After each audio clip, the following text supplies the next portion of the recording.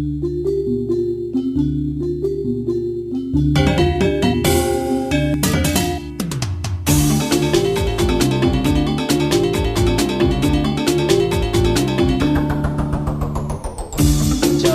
baire, jaga hatuene, mangga entek, starte ajak, mok satang. Jiwa nasionalisme bukan saja berarti hanya terpaku pada sikap rasa cinta tanah air melalui perang dan angkat senjata, namun juga memiliki arti yang luas kemerdekaan di segala bidang. Jika sebelum kemerdekaan, rasa nasionalisme ini perlu ditumbuh kembangkan dalam upaya merebut kemerdekaan. Namun, pasca kemerdekaan dan sejalan dengan perkembangan zaman, rasa nasionalisme ini bisa diwujudkan melalui peran serta dalam pembangunan bangsa. Rasa nasionalisme ini harus dimiliki semua orang, bukan saja bagi generasi muda, namun semua generasi secara bersama-sama untuk membangun bangsa menjadi bangsa yang besar dan maju. Terlebih saat ini, wabah corona telah menimbulkan banyak korban jiwa dan merosotnya ekonomi bangsa yang memerlukan upaya pemulihan bersama. Zona nyaman ya, memang zona nyaman ini seperti pisau bermata dua ya. Satu sisi zona nyaman ini bisa memberikan andil yang positif dalam artian kalau kita sudah semuanya berjalan lancar saja, baik-baik saja, apa yang lagi harus diperbaiki. Tapi di sisi lain, zona nyaman ini membuat kreativitas itu semakin tumpul. Karena semuanya sudah baik-baik saja, jadi seakan-akan tidak ada lagi yang bisa diperbuat atau bisa dilakukan untuk membuat keadaan menjadi lebih baik lagi. Mungkin permasalahannya kalau anak-anak muda di Bali ini, zona nyamannya mereka itu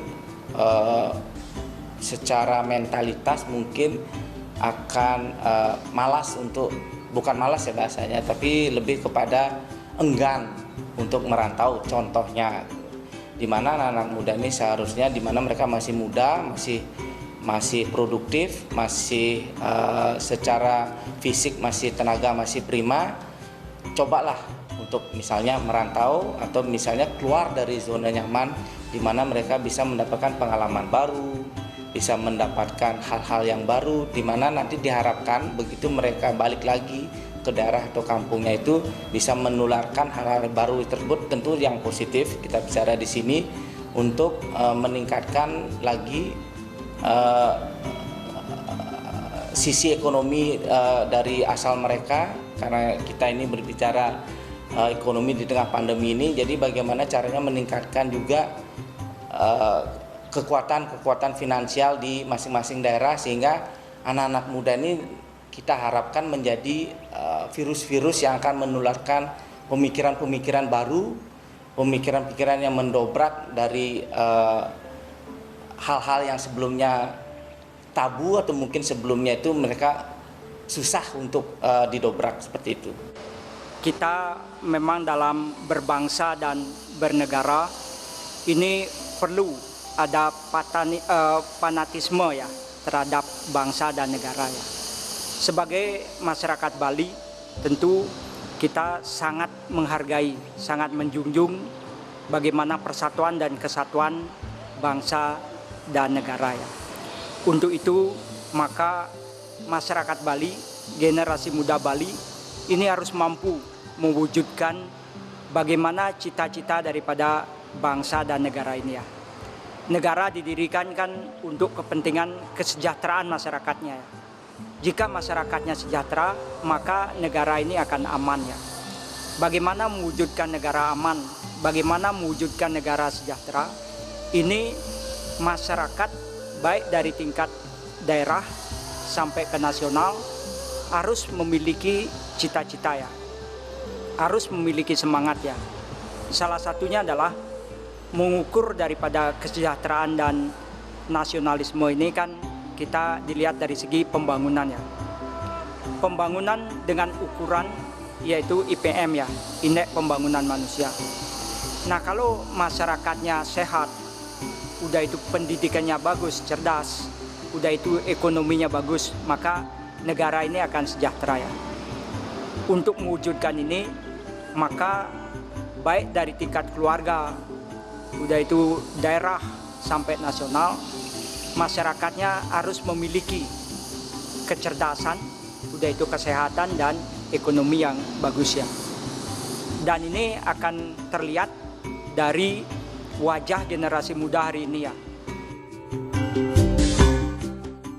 Sikap nasionalisme ini sangat diperlukan dalam kelangsungan suatu negara dengan harapan memunculkan rasa persatuan di dalam negara tersebut. Namun yang menjadi sebuah pertanyaan, bagaimana dengan kondisi sekarang?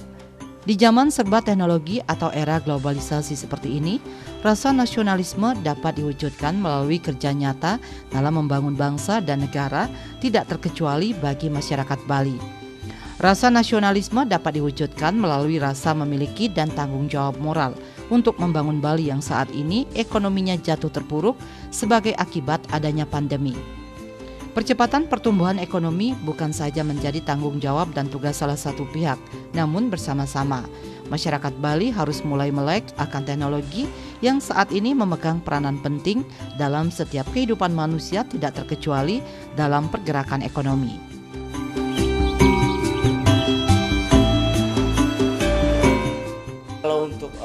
Sebenarnya kalau untuk startup sebenarnya masyarakat atau anak-anak muda di Bali sudah banyak yang melakukan hal tersebut gitu. Mungkin karena jarang terekspos saja, atau mungkin jarang mereka secara ekspos mungkin tidak seperti nasional eksposnya. Kembali lagi bahwa kita ini di Bali ini skopnya masih berkutat di pariwisata, sehingga kami juga berharap di HIPMI ini kami juga berharap bahwa startup ini menjadi sektor-sektor yang baru di luar nanti pariwisata, sehingga nantinya startup ini yang nantinya menjadi digital platform entah dalam bentuk apapun itu menjadi leading sektor nantinya untuk ekonomi kreativitas di Bali. Kalau kami selalu menekankan, kami di HIPMI itu selalu menekankan menularkan bagaimana anak-anak muda ini jangan terpaku hanya bekerja di sektor informal.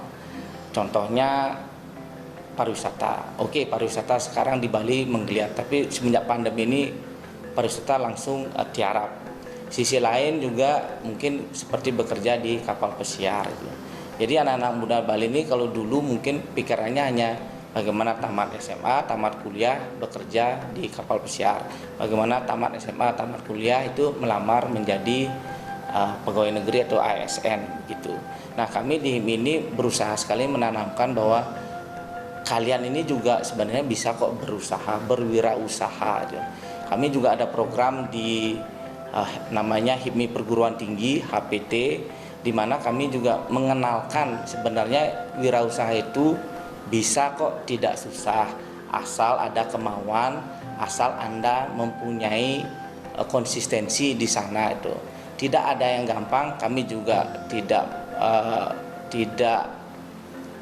menggeneralisir bahwa kalau Anda jadi pengusaha itu pasti sukses, tapi sedikit-tidaknya mental atau mindset itu mulai sedikit berubah. Oh, kalau saya tamat kuliah, saya akan berwirausaha. Kalau wajah generasi muda hari ini, kaum milenial, itu adalah cerdas dan memiliki jiwa wirausaha entrepreneur yang baik, maka negara ke depan itu adalah sudah bisa dicerminkan dari wajah generasi muda hari ini. Untuk mewujudkan itu, tentu kita berharap bahwa jiwa entrepreneur daripada generasi muda ini sudah harus dipupuk, sudah harus dilatih, sudah harus belajar ya. Terutama seperti apa yang disampaikan tadi, bahwa jika masyarakat itu sehat, maka pendidikannya juga harus bagus. Pendidikan bagus, ekonominya akan bagus. Ekonomi bagus, maka masyarakatnya akan sehat. Ini adalah lingkaran yang memang baik ya. Untuk itu kita berharap bahwa kreativitas, inovasi daripada generasi muda ini harus terus dilatih dan terus dibina ya. Bahkan kita bantu untuk mewujudkan oleh pemerintah ya. Untuk itu bagaimana jiwa entrepreneur ini bisa dikembangkan, ya tentu bagi kita, karena dengan kondisi globalisasi sekarang ini, maka yang menguasai daripada teknologi digital ini kan generasi muda ya. Kalau sudah menguasai teknologi digital, maka dia akan memiliki daya saing yang bagus. Daya saing yang bagus ini akan menciptakan ketahanan terhadap. Buka wawasan dan rebut peluang yang ada merupakan salah satu langkah yang harus dimiliki para kaum milenial tanpa harus memandang apakah itu sektor formal atau informal. Belajar dari memburuknya sektor pariwisata yang disebabkan oleh berbagai faktor, generasi muda Bali harus mulai bangkit dan sadar untuk bisa membaca peluang yang ada di luar sektor pariwisata. Sikap ketergantungan akan salah satu sektor akan menjadikan kondisi ekonomi Bali akan mudah goyah. Jika dilihat dari kualitas sumber daya manusia, kaum milenial Bali tidak kalah. Masyarakat Bali maupun kaum milenial Bali yang tumbuh berkembang di luar Bali dengan brand produk yang dimilikinya. Kalau dari sisi SDM kami lihat masyarakat anak-anak muda di Bali ini sepertinya 80 malah 50% itu sudah sangat memadai gitu. Tetapi memang kesempatannya mungkin yang terbatas di tengah persaingan kompetisi era global di mana masyarakat Bali ini juga harus bersaing secara nasional dan juga internasional. Tetapi tetap bahwa kita generasi muda itu tetap harus mempunyai optimisme, tetap harus mempunyai semangat dan daya juang bahwa apapun bisa dilakukan asal ada kemauan. Tentu juga harus dibarengi dengan disiplin dan kerja yang smart, kerja yang tidak hanya kerja keras tapi juga kerja pintar, seperti begitu. Mungkin kembali seperti yang saya tadi katakan, kita sebagai generasi muda Bali jangan pernah lupa siapa kita. Kita ini orang Bali, orang yang besar, hidup dan lahir di Bali, menganut budaya adat istiadat Hindu Bali. Jadi mungkin pada saat ini saya masih optimis bahwa generasi muda Bali kita ini akan memegang teguh prinsip kebaliannya. Jadi tidak gampang lah.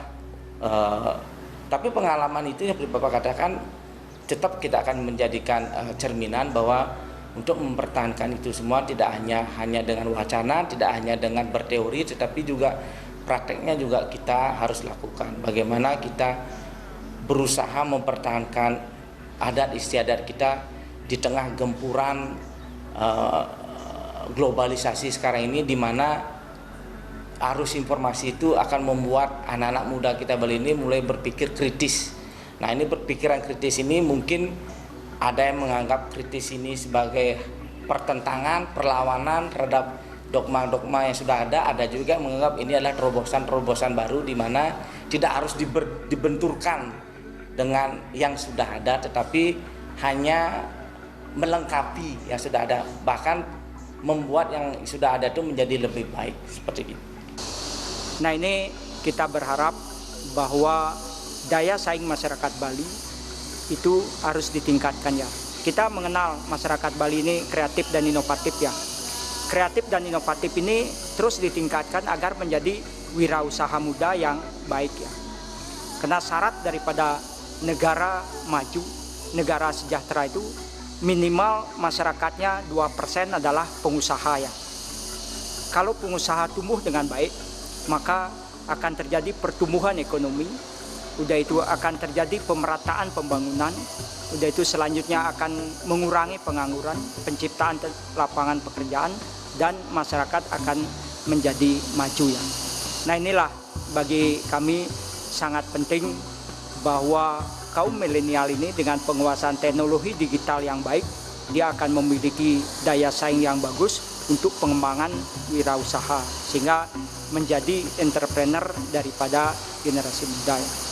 Kita berharap bahwa dengan adanya pengusaha yang cukup banyak dan pengembangan termasuk ekonomi, struktur ekonomi Bali ini harus seimbang ya.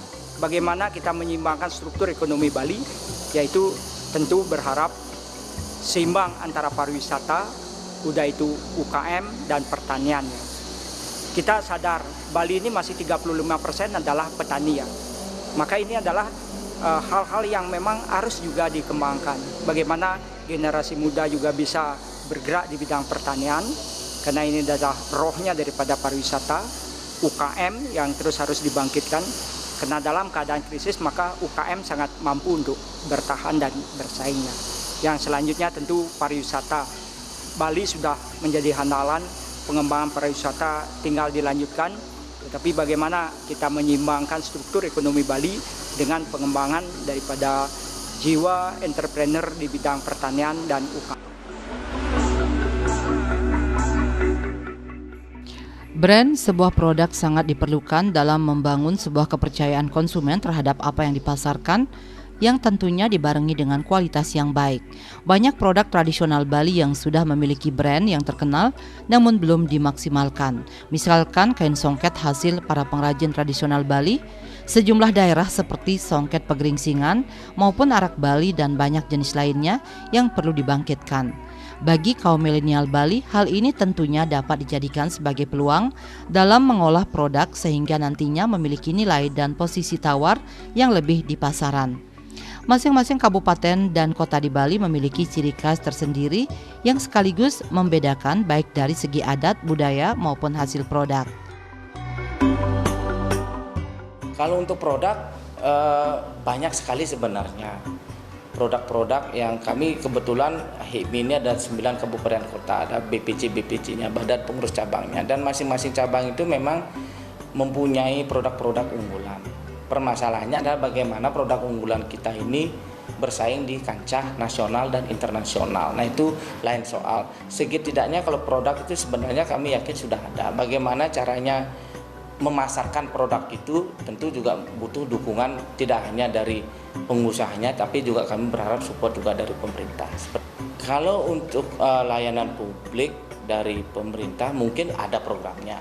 Kami juga sering audiensi dengan pemerintah kabupaten kota, memperkenalkan diri sebagai himpunan pengusaha muda, dan pemerintah kabupaten kota sangat welcome terhadap kehadiran kami, dan mereka juga menegaskan bahwa peran anak muda ini nantinya yang akan meneruskan tongkat estafet dari generasi-generasi yang sudah ada seperti ini. Tetapi mungkin permasalahannya adalah antara apa yang tersedia dengan apa yang diminati. Nah, ini mungkin belum ketemu gitu loh. Contohnya seperti di Bali. Di Bali ini mungkin dulunya banyak tersedia tenaga kerja untuk pertanian, karena dulu sektor pertanian menjadi leading sektor. Seiring waktu 80-90 tahun 2000-an, leading sektor kita adalah pariwisata. Sehingga untuk mencari tenaga kerja yang mengurus pertanian sekarang akan susah, terbalik dengan sektor pariwisata. Dan ini pun kami juga akan sadari bahwa pada saat seperti pandemi sekarang ini sektor pariwisata tenaga kerja yang memang siap untuk di sana akan kebingungan. Karena terus terang dengan adanya penutupan hotel dan tempat daya tarik wisata ini, mereka juga akan bingung skill saya mau dibawa kemana gitu. Sehingga kami selalu menekankan bahwa generasi muda jangan hanya berpatokan menjadi pekerja, tapi belajarlah untuk menjadi seorang pengusaha, seperti itu. Memang untuk menjadikan kota smart ini itu perlu dukungan daripada pemerintah ya, terutama di layanan publik ya. Karena bagaimanapun situasi lingkungan dan kondisi masyarakat di daerah itu akan mampu membangkitkan dan mengembangkan daripada kemampuan daripada generasi muda ya, termasuk anak-anak ya. Nah, sehingga di tempat-tempat umum termasuk di desa sampai ke pemerintahan ini perlu disiapkan perangkat-perangkat teknologi yang memang diakses dengan mudah untuk memberikan peningkatan teknologi digital bagi kemampuan teknologi digital bagi masyarakat. Bagaimanapun dengan kondisi global ini, maka sebagai masyarakat Bali ini harus berkompetisi ya. Berkompetisi ini juga diciptakan oleh lingkungan adat dan budaya. Bagaimana mereka bisa sejak kecil hidup menuntut pendidikan dengan baik ya. Kalau mereka bisa menuntut pendidikan dengan baik, udah itu ada yang banyak bekerja ke luar negeri dan seterusnya ya. Maka dengan kondisi adat budaya yang memberikan kelonggaran kepada masyarakat dan generasi muda untuk belajar, maka ini akan menumbuhkan daya saing kita ya. Jangan sampai kita ketinggalan dengan daerah-daerah lain bahkan secara internasional ya. Untuk itu tentu kita berharap bahwa semuanya harus rasional ya, menghadapi tantangan global ini ya, agar masyarakat generasi muda ini bisa bersaing dengan negara-negara lainnya. Peranan pemerintah dalam menjembatani kreativitas kaum milenial, baik dari segi tempat maupun pendanaan yang dalam hal ini sangatlah diperlukan, sehingga para generasi muda bangkit dan semangat. Karena bagaimanapun dalam sebuah usaha yang dilakukan, perlu diciptakan iklim dan suasana usaha yang mendukung. Hal ini sekaligus memberikan motivasi bagi pelaku usaha untuk terus beraktivitas dan mengembangkan usahanya. Pemerintah diharapkan lebih proaktif dengan terjun langsung ke lapangan untuk mengajak kaum milenial Bali bangkit dan meningkatkan rasa nasionalisme terhadap daerahnya. Ya memang latar belakang dari adat budaya ini akan sangat mempengaruhi ya. Namun kita yakin generasi muda ini kan sudah mulai terbuka ya. Sehingga nantinya mereka sadar bahwa untuk bisa maju dan untuk bisa bersaing ini tentu memerlukan kondisi adat budaya yang memang nyaman. Kondisi adat budaya yang nyaman ini tentu memberikan kebebasan bagi masyarakat dan anak-anak muda ini menuntut pendidikan ya. Karena dengan pendidikan adalah kunci emas daripada masa depan mereka ya. Nah sehingga lingkungan hal-hal yang masih memungkinkan untuk dikerjakan, diatur oleh masyarakat yang berada di rumah itu maksimal ya. Tetapi bagi generasi muda kita yang ingin keluar menuntut pendidikan, bahkan bekerja di luar negeri, itu pun juga jangan diikat dengan ikatan-ikatan adat yang menyebabkan dia tidak bisa bersaing ya, atau tidak bisa bekerja di luar ya. Rasa nasionalisme kaum milenial saat ini sangat diperlukan, baik dalam upaya mengantisipasi masuknya paham radikal maupun rasa memiliki untuk ikut serta membangun daerah. Kondisi krisis ekonomi yang melanda seluruh dunia saat ini akan menyebabkan pertumbuhan dan peningkatan ekonomi masyarakat Bali akan lambat tumbuh, sehingga diperlukan peran semua pihak untuk berpartisipasi.